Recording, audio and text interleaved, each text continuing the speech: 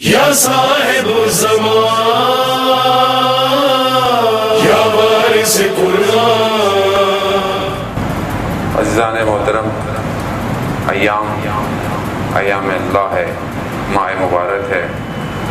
سب سے پہلے خدا کی بارگاہ میں شکر گزار ہیں کہ پروردگار نے ہمیں زندگی میں ایک اور ماہ مبارک عطا کیا، اور یہ برکتوں اور رحمتوں کا مہینہ کہ شاید ہم کیونکہ مادی دور میں اتنے انوالو ہیں، ہمیں اس کی معنویت کا اس طریقے سے احساس نہ ہو کہ جس طرح اہل بیت علیہ السلام اپنی دعاؤں میں اس ماہ مبارک کی تعریف بیان کر رہے ہیں۔ یوزلی ماہ رمضان جب آتا ہے تو ہم لوگ پوری کوشش کرتے ہیں کہ مسلمان ہو جائیں۔ اول تو مسلمان ہیں، خدا نخواستہ ہم لوگ کوئی ہندو یا کافر نہیں ہوتے، لیکن کوشش ہوتی ہے کہ ظاہری مسلمان ہو جائیں تاکہ لوگوں کو نظر آئے کہ جی میں نے بھی روزہ رکھا ہوا ہے اور پیاس لگ رہی ہے، زیادہ کام نہیں تھے، گرمی ہے، یہ ساری چیزیں ہم اظہار بھی کرنا شروع کر دیتے ہیں کہ ہم لوگ مسلمان ہیں، ہم لوگ کوئی اور نہیں ہیں۔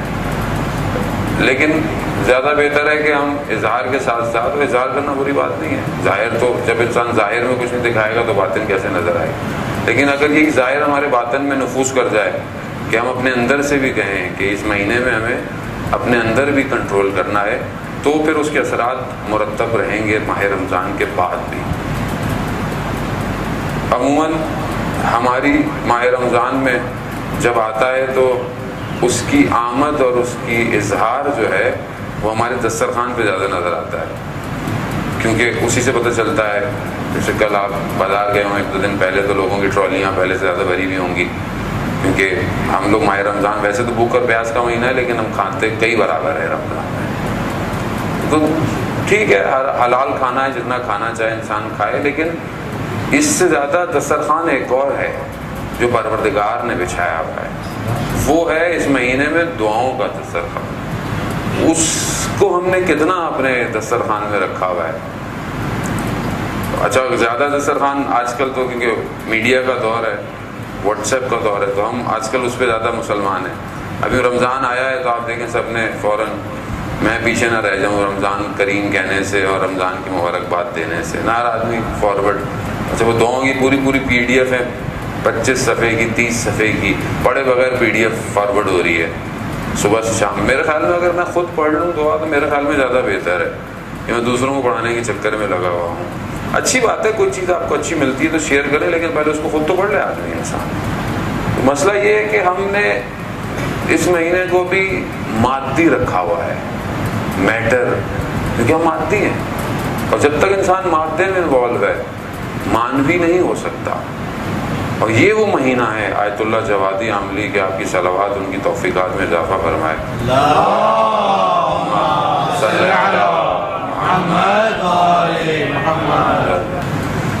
خوب دیکھیں، گھبرائے نہیں کہ لوگ نہیں آئے، مسئلہ نہیں ہے، ہم تو ویسے ہی مشہور ہیں ملائکہ کو سنانے کے لیے، ان لوگوں کو تو ویسے بھی نہیں سناتے تو ویسے ہی ملائکہ ہمارے دوست گھبراتے ہیں، ملائکہ کہاں ہیں، تو نظر تھوڑی آتے ملائکہ، ہر کسی کو تو ویسے بھی نظر نہیں آتے ملائکہ۔ اور اصحاب رسول خدا جب رسول خدا کی خدمت میں ہوتے تھے تو کہتے تھے یا رسول اللہ، جب آپ کے ساتھ ہوتے ہیں تو کیا معنویت ہوتی ہے، اور جو ہے وہ اس کیفیت میں ہوتے ہیں آپ کو بیان، لیکن جیسے ہی باہر نکلتے ہیں وہی دنیا، وہی سب کچھ۔ تو رسول خدا نے فرمایا کہ اگر وہ کیفیت تمہاری ہر وقت رہے تو ملائکہ تمہارے ہاتھ آ کے چومنا شروع کر دیں۔ تو انسان بارہ مادی ہے، ہر وقت اس کیفیت میں نہیں رہ سکتا، لیکن اگر تھوڑی سی بھی کیفیت مل جائے تو غنیمت سمجھنی چاہیے۔ یہ فرش اعضاء ایسے ہی ہے، یہاں ظاہر میں ہم ایک دوسرے کو نظر آ رہے ہوتے ہیں، باطن میں بہت لوگ مجلس سننے آتے ہیں، کیونکہ ذکر کسی اور کا ہے، ذکر ہمارا نہیں ہے، ذکر اس کا ہے کہ جس کے لیے پروردگار نے عرش پہ لکھا ہے ان الحسین مصباح الہدی و سفینۃ النجات۔ عرش کی مخلوق جو ہے وہ انتظار میں ہے۔ آیت اللہ جوادی عاملی حفظ اللہ فرماتے ہیں کہ دنیا یعنی خود انسان مادہ ہے، میٹر ہے، اور روح اس کے مادے کے ساتھ ہے۔ روح پرواز کرنا چاہتی ہے مگر مادہ اسے پرواز کرنے نہیں دیتا۔ مادی خواہشات، مادی احساسات، مادی رشتے یہ اس کو روکتے ہیں۔ انسان مال سے امتحان ہوتا ہے، انسان اولاد سے امتحان ہوتا ہے، انسان انفس جان سے. یہ سب وہ چیزیں ہیں کہ جو اس کو روکتی ہیں اس دنیا میں. تو وہ فرماتے ہیں کہ ماہ رمضان وہ مہینہ ہے کہ جو انسان کی روح کو اس کے اس مادے سے ویسے پرواز دیتا ہے جیسے کوئی پرندہ اس کے پاؤں میں لوہے کی زنجیر ہو، وہ پرواز کرنا چاہے مگر نہیں کر سکتا. ماہ رمضان انسان کی روح کو ویسی پرواز دیتا ہے. اب یہ ہمارے اپنے اوپر ہے کہ ہم اس مہینے سے مانوی پرواز سے آ رہے ہیں یا مادی پرواز سے آ رہے ہیں. مادی پرواز سے کیا انسان جو ہے وہ ماشاءاللہ لوگوں کے وزن کم ہونے چاہیے، لوگوں کے وزن بڑھ جاتے ہیں ماہ رمضان کے اندر. تو اب یہ ہمارے اپنے اوپر ہے. عزیزان محترم، یہ وہ مہینہ ہے جس میں پروردگار میزبان ہے. یہ آسان بات نہیں ہے کہ خداوند متعال جو کہ خالق کائنات ہے وہ اپنے مخلوق کی میزبانی کر رہا ہے. تو یہ آسان بات ہے. اور میزبانی بھی کیسے کر رہا ہے؟ آپ مجھے بلائیں اپنے گھر پہ مہمان، یا آپ کسی کو بھی گھر پہ بلائیں تو آپ کیا کرتے ہیں؟ جی آپ کے لیے یہ بنایا ہے، وہ بنایا ہے. آپ دسترخوان میں کھانا کھلا کر، چیزیں بنا کر میزبانی کرتے ہیں. جتنا اچھا دسترخوان ہوگا کہ بڑے اچھے میزبان تھے، بڑا انہوں نے ہمارا. لیکن یہاں پروردگار کیا کہہ رہا ہے؟ میں میزبان ہوں مگر میرے پاس بھوکے اور پیاسے آؤ. یعنی میں بھوک اور پیاس سے تمہاری میزبانی کروں گا. اور اس نے بھوک اور پیاس کے بدلے میں جو ریوارڈ دیے ہیں وہ دنیا کا یا کائنات کے نظام کے اندر کوئی بھی وقت، کیونکہ بات وقت کی ہے، تھوڑا سا غور طلب کیجیے گا، بہت زیادہ گہری فلسفی مجلس نہیں پڑھوں گا میں. زمانے پر رمضان یعنی ٹائم زون ہے. آپ نے جو دعا انشاءاللہ تلاوت کی ہوگی کہ جو امام سجاد علیہ الصلوۃ والسلام اللہم صلی علی محمد وآل محمد، امام نے جو دعا تعلیم کی ہے، امام جب پڑھ رہے ہیں چاند کو دیکھ کے جو دعا ہے امام کی، امام نے چاند کو مخاطب ہیں، چاند سے کہہ رہے ہیں کہ تم کتنی برکت والے ہو. تمہارے آنے سے جو ٹائم زون آ رہا ہے، جو ٹائم آ رہا ہے وہ اتنا برکت ہے، اس کی رحمتیں اتنی زیادہ ہیں کہ کوئی اور ٹائم اس کو پورا نہیں کر سکتا. آپ الفاظ پہ اہل بیت کی غور کریں. ہم نے تو اہل بیت کو صرف اپنی منت ماننے کے لیے رکھا ہوا ہے، باقی تو ہمارا ان سے کوئی تعلق ہی نہیں. انہوں نے پڑھا کیا، بتایا کیا، زندگی کیا ہے. امام فرماتے ہیں کہ جو برکتیں اس مہینے میں ہیں، پروردگار چاند سے مخاطب ہے، جو مہینے میں برکتیں آ رہی ہیں اس کو زمانے کی گردشیں ظاہر نہیں کر سکتی. یعنی جتنا ٹائم چینج ہو جائے، جو برکتیں ماہ رمضان دے گا وہ کوئی ٹائم آ کر اس کو خراب نہیں کر سکتا.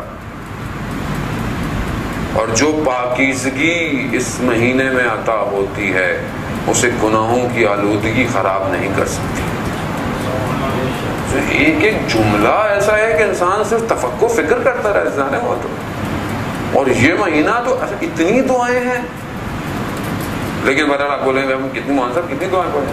صبح کی دعا ہے، شام کی دعا ہے، رات کی دعا ہے، دن کی دعائیں، جتنا پڑھ سکے، جتنی توفیق ہو. تھوڑا سا اس مہینے میں اپنے باقی کاموں کو سائڈ پہ کرتے ہیں. وہ کیا کر رہے ہیں؟ واٹس ایپ پہ 100 میسج میں روز پڑھتا ہوں. ٹی وی میں بیٹھا ہوا دنیا جان کی خبریں میں بیٹھا ہوا دیکھ رہا ہوں. میرے خبریں دیکھیں بہت سارے ہمارے جو پاکستان اور ہندوستان جو بھی ٹی وی چینل ہیں وہ اگر آپ رات کو نہیں دیکھیں گے تو آپ کی صحت پہ کوئی فرق نہیں پڑے گا. کم از کم اس مہینے میں نہیں دیکھیں تھوڑے دن. ویسے میرے دیکھنے سے کون سی دنیا کی سیاست میں تبدیلی آ جاتی ہے؟ تو میرا بلڈ پریشر ہی خراب کر رہا ہے اور کچھ بھی نہیں ہونے والا. اور ملک کو تو ویسے بھی کچھ نہیں ہوا ان ٹی وی اور ٹاک شو پرائم شو سے. صرف اگر کسی کو فائدہ ہوا تو اینکروں کو فائدہ ہوا، وہ امیر ہو گئے، باقی کسی کو کچھ نہیں ہوا.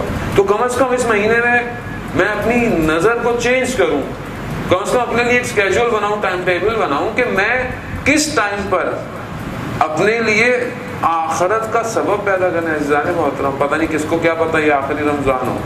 کتنے لوگ ہمارے ساتھ تھے جن مرحوم کے لیے اظہار ثواب کے لیے مجلس ہے، پچھلے رمضان میں اپنے گھر میں ہوں گے، وہ آج نہیں ہے ہمارے درمیان میں. خدا بہرحال ان کی مغفرت کرے، اہل بیت کے ساتھ محشور فرمائے.